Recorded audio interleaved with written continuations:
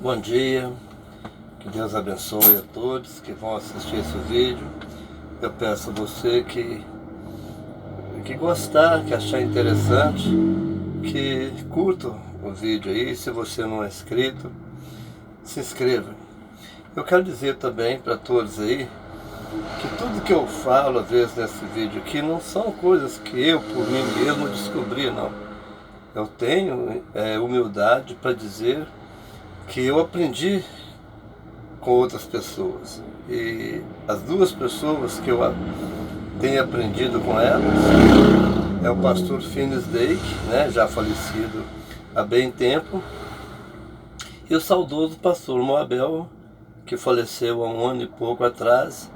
Eu já segui ele há muito tempo, tinha contato com ele pelas redes sociais, né, pelo bate-papo, para fazer perguntas, né? Então, o que eu falo aqui é porque eu aprendi com alguém. Não é eu que, sozinho aqui na Bíblia, consegui ver essas interpretações, não. Então eu gostaria de ler aqui o capítulo 3 de 2 Pedro, que diz o seguinte: Amados, esta é agora a segunda epístola que eu vos escrevo, e ambas procuro despertar com esperança a vossa mente esclarecida, para que vos recordeis da palavra que anteriormente foram dita pelos santos profetas, bem como do mandamento do Senhor e Salvador, ensinado pelos vossos apóstolos, tendo em conta, antes de tudo, que nos últimos dias virão escarnecedores com seus escárnios, andando segundo as próprias paixões, e dizendo: onde está a promessa da sua vinda? Porque desde que os pais dormiram, todas as coisas permanecem como desde o princípio da criação. Porque deliberadamente esquece quem de longo tempo houve céus, bem como terra, a qual surgiu das águas e através das águas pela palavra de Deus, pela qual veio a perecer o mundo daquele tempo, afogado em água. Ora, os céus que agora existem e a terra, pela mesma palavra, têm sido entesourada para o fogo, estando reservado para o dia do juízo e destruição dos homens ímpios. Eu queria comentar um pouquinho aqui sobre o que Pedro está falando aqui, porque os pastores, na realidade, né, não ensinam sobre o que Pedro está falando aqui. Então a maior parte das pessoas acreditam que Pedro está falando aqui de um dilúvio de Noé, quando as águas inundaram o mundo. Mas Pedro está falando de uma coisa totalmente diferente. Ele diz o seguinte: porque deliberadamente esquece que de longo tempo houve céus, bem como a terra, a qual surgiu da água, e através da água pela palavra de Deus, pela qual veio perecer o mundo daquele tempo, afogado em água. No dilúvio de Noé, o mundo não pereceu. O mundo não acabou. A terra que existe hoje é a mesma que existe desde o dia de Adão. O mundo permaneceu. As pessoas não morreram todas. É claro que morreu quase todas. Mas Noé e sua família, sua esposa, seus filhos, suas noras sobreviveram. Os animais sobreviveram. Entendeu? Tudo isso. E a pomba, quando Noé soltou uma pombinha, ela voou lá fora e trouxe um ramo de oliveira no bico, provando que a terra continuava existindo e havia as espécies das águas, elas não acabaram, morreu os que estavam sobre a terra e o ar. As espécies que eram espécie que vivia dentro d'água, não sofreu com o dilúvio, a água não foi envenenada, entendeu? Então o mundo sobreviveu aquilo. O que Pedro está falando aqui é de um dilúvio antes da época de Adão. É o dilúvio de Satanás. Quando Satanás pecou, revoltou contra Deus, quis ser igual a Deus. Se você vê Ezequiel 28, fala que ele era o querubim cuidador. Ele cuidava dos habitantes da terra antes de Adão. Adão é o primeiro homem da nossa era. É o primeiro homem depois da terra ser repovoada. A terra antes de Adão foi habitada. Ezequiel 28 fala que o Satanás era o querubim cuidador das nações. Então havia nações. Eu falo isso baseado, volto a falar, nos estudos de Dake e nos ensinamentos do pastor Moabel, que seguia também Finis Dake. Então, a terra que existe hoje é a mesma que existiu. A terra que foi tirada das águas, como fala aqui, ora, os céus que agora existem e a terra, pela mesma palavra, tem sido tesourada para o fogo, estando reservado para o dia do juízo e destruição dos homens ímpios. Essa terra, entendeu? Ela foi tirada das águas quando?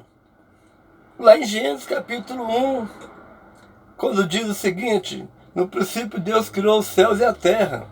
Aí tem uma pausa do 1 para o versículo 2, houve um espaço muito grande. Aí diz no versículo 2, e a terra estava sem forma e vazia. No original fala que a terra se tornou sem forma e vazia. Se tornou sem forma e vazia.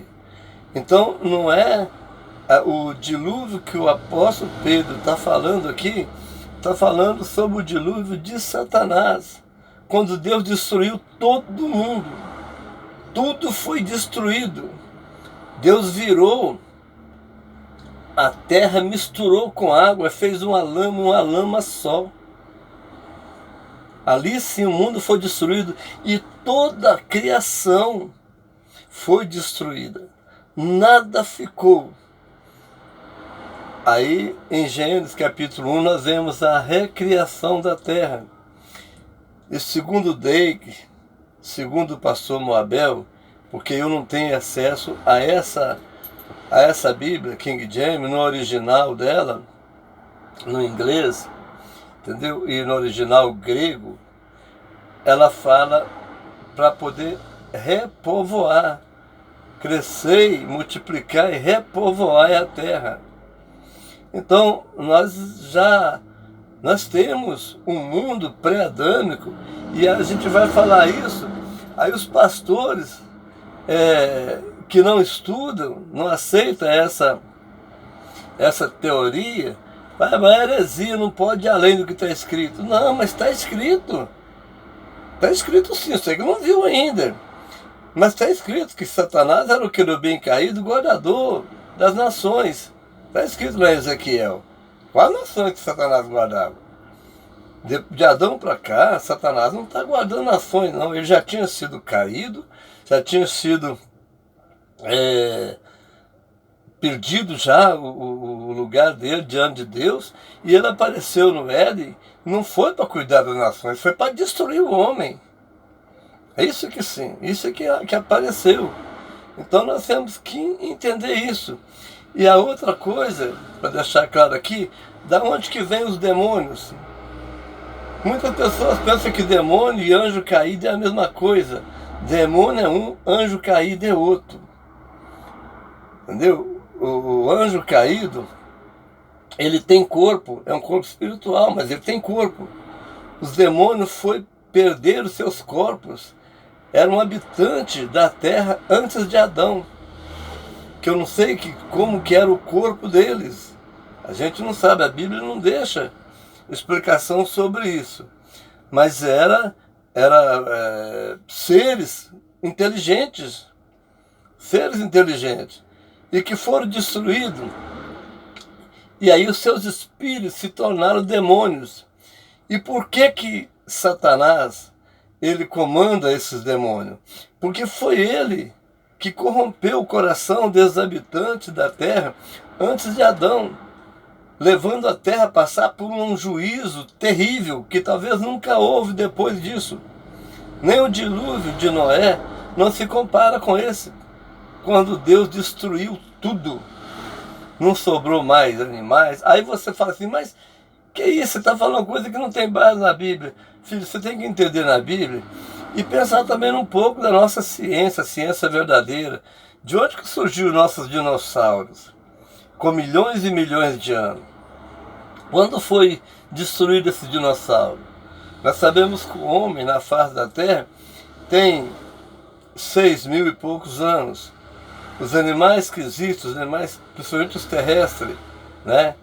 E os que voam, né? Quanto tempo de existência tem? 6.000 e pouco.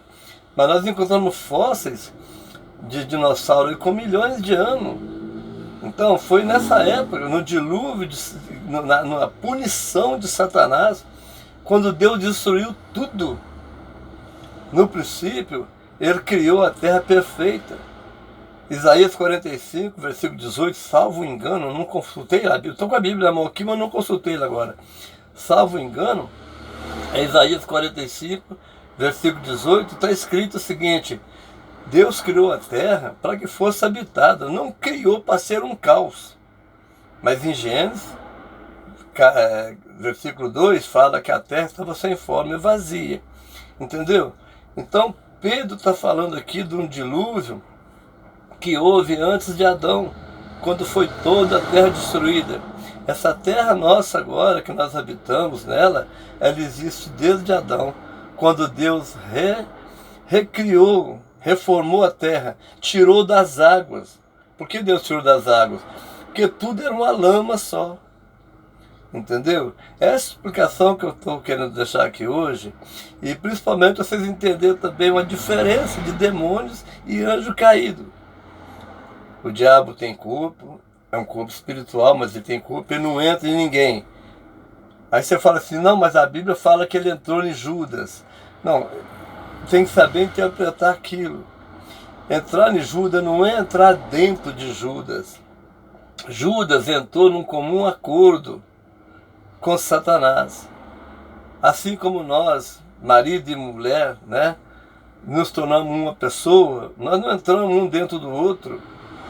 Nós somos duas pessoas separadas, mas nós nos tornamos um quando se torna um, né? Na maioria das vezes não se torna um coisa nenhuma. Mas quando se torna um, é um no mesmo propósito. O Espírito Santo, a Bíblia fala que ele habita em nós. Mas como o Espírito Santo vai habitar em nós, ele sendo uma pessoa, e ele vai estar em cada um. Se você falar que ele está dentro de cada um, você corre o risco de concordar com o testemunho de Jeová, que fala que o Espírito Santo é a força ativa de Deus. O Espírito Santo é uma pessoa, ele tem corpo, tá? Ele tem corpo, ele apareceu, quando Jesus foi batizado, ele apareceu em forma corpórea, em forma de uma pomba, mas ele tem corpo, né? O Espírito Santo foi visto sobre as águas, lá em Gênesis capítulo 2, versículo 2, né? Gênesis 1, versículo 2. Então o Espírito Santo tem corpo, Deus tem corpo, é um corpo espiritual, mas tem corpo. Outro dia vi um cara muito bom na escola dominical, muito bom mesmo. Ele entende do que ele fala. E é muito tranquilo para poder trazer o estudo dele. Mas ele disse, Deus fala, mas não tem boca. Oh, mas como é isso? Deus fala, mas não tem boca? Deus fala que tem boca, você fala que ele não tem. Deus fala que ele tem mão, os pastores falam que ele não tem mão. Deus fala que ele tem pé, as pessoas falam que ele não tem pé. Deus fala que ele tem nariz, Deus fala que ele não tem, que eles falam que ele não tem. Pensa que Deus é um monte de coisa, uma coisa informe. Não, Deus tem corpo. Quando Deus fez o corpo, fez o homem, ele falou, façamos o homem a nossa imagem e semelhança. Quando ele disse a nossa imagem, ele disse no plural, porque Deus é uma unidade composta. Eloá é Deus, Elohim é plural de Deus, por isso que lá no original está, disse Elohim, façamos o homem a nossa imagem e semelhança. Se você for traduzir de uma forma assim, pensando em vários deuses, você fala, disse os deuses, mas não, porque Deus é uma unidade composta. Ele é um só, mas são três pessoas distintas, nós sabemos disso, porque o próprio Jesus orava pelo Pai, né? Falava que vai enviar o Espírito Santo, são três pessoas, mas ele é um só, mas ele tem corpo, e o Espírito Santo para estar dentro de uma pessoa, é muito estranho, o Espírito Santo está dentro de uma pessoa e você fazendo coisa errada. Primeiro que o Espírito Santo, como eu já falei, tem corpo, ele não vai entrar dentro de uma pessoa, ele está em nós.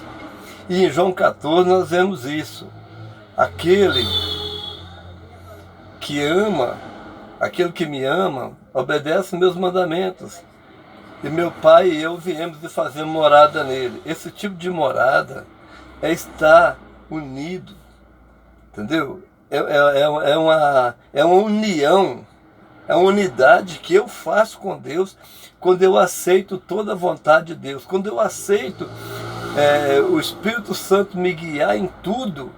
Eu estou vivendo de acordo com o Espírito Santo, eu estou em unidade com o Espírito Santo. O Espírito Santo não está dentro de mim, porque se ele estiver dentro de mim, não tem como eu errar. E eu erro. Eu erro. Quando eu saio fora, entendeu? Da vontade de Deus, da direção do Espírito Santo, essa presença do Espírito Santo já não está em mim naquele momento.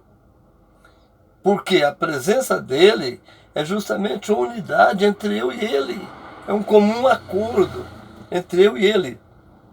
O Espírito Santo não pode estar dentro de cada um, porque ele é uma pessoa. E ele é um só. É três pessoas da Trindade Santa. Pai, Filho e Espírito Santo.